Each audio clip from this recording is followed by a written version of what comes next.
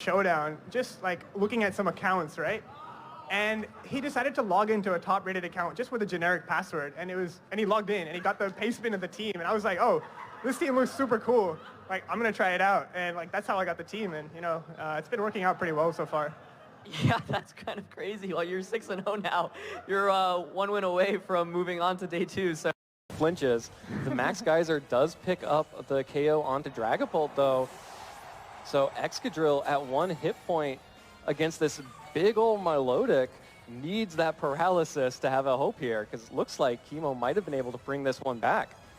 Shohei set themselves up for as much success as possible. It was really, really lucky to get the paralysis there. Earthquake going to try to do whatever it can. It's just going to be a little bit, but it does get the paralysis. That paralysis is rough. One more Max Geyser, all that Kimo needed to knock out that Excadrill. The paralysis preventing Milotic from moving, losing the hit points from the Dynamax.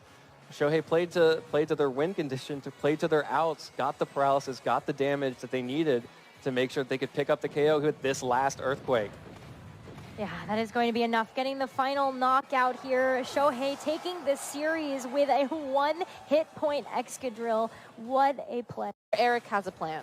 Ooh, Dracovish though going for the Rock Slide. This is going to be super effective damage onto the Arcanine. Not doing too much to the Gastrodon, but the Arcanine gets flinched. That's why you do it. That's why you do it. That's why you go for the Rock Slides.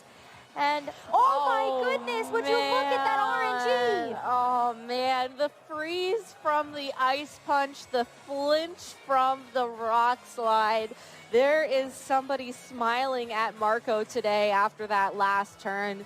Knowing that Dracovish has access to Rock Slide as well is going to make this match really uncomfortable for Eric moving forwards. He can't afford to ignore the Dracovish with Gastrodon anymore, because every turn he ignores it is just one more turn he can flinch or potentially pick up knockouts. Does get the knockout. It was a critical hit. Remember, looking at the damage calc before, Arcanine could have potentially had a chance to survive. So now this Drain Punch from the Conkeldurr going to go into the Gastrodon. A Gastrodon situation for Oliver to get out of, because Inteleon can't just go ahead and Dynamax and click the Max Geyser. Oh, but instead, Eduardo's going for a switch here and going to bring out the Gastrodon, potentially expecting the Follow Me. This is a hard read here. Okay, yeah, switching in the Gastrodon has seen that Oliver likes to go ahead and use the Dynamax on Inteleon in the past, hoping to catch that again. Instead, Eduardo is just going to go ahead and bring in Durant to the full Dynamax glory of that Ant Pokemon. No Dynamax here from Inteleon, so we'll be able to continue to use the Snipe Shot here and avoid the Storm Drain. That's the Snipe Shot. Fake Tears picks up the KO onto Durant with a critical hit. Gastrodon Storm Drain not able to redirect Inteleon's sniper accuracy, and by not Dynamaxing there, Inteleon able to actually pick up that KO. That was maneuver around the Dynamax turns from Kimo.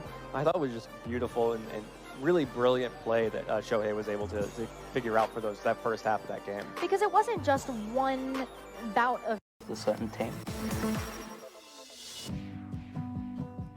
My greatest defeat, the one that stings the most, was Top 4 Nationals 2016. I had the game, but my timer ran out and I didn't put my actions in time. My opponent took advantage of that and I lost. And then I lost my invite to the World Championships, but then after that I've been like really dedicated so that doesn't happen again. So Aaron, that match, were you feeling confident going into it? You know, in the second game, I let the game pick my Pokemon and my moves for the first turn, so I didn't know what was going to happen. You didn't know what was going to scared. happen. But did you think that Aaron was figuring out what you were doing by those first couple of turns in that first game? No, it was pretty obvious that my strategy to psych him out in that first game by letting him 4-0 me was working. He didn't trust his own instincts, so he had to rely on the game. And unfortunately, the game is strong, and I am weak. I lost to the game today. I did not lose to Aaron Cybertron Zhang. Oh, you lost to the game. Well, does that mean we're going to get a rematch? You guys going to play each other again at Worlds? I think we're destined for a rematch at this point. I mean, I will battle you anytime, any place, anywhere. The Togekiss here for Gabriel to protect the Duraludon. that has been Dynamax. Just going to go ahead and use the Max Guard. Gabriel getting now 2 turns of value out of Dynamax. But the Thunderbolt on the switch in. Yuya is not going down easily. Wow. Catches the Togekiss on the switch in. And now it's Yuya who's picking up the KO on the opponent's Togekiss with that combo of Thunderbolt and Hyper Voice. Wow, that was a really aggressive read there, but it worked out perfectly. You know, I think on turn 1's end, Gabriel's play was a little bit safer because you're not threatened to make the adaptation of trying to counter the Rotom Wash a little bit more. Doesn't get the second Protect. Oh, James no. also doesn't get the second Protect. This Earthquake is going to pick up a triple knockout, which I don't think I've ever seen. So, really, really great game there. I think, you know, James making some adjustments, bringing in the Rotom, but the Rotom didn't even actually really do any damage, but it just put on pressure, and I think we were talking about this, maybe Arcanine could Dynamax.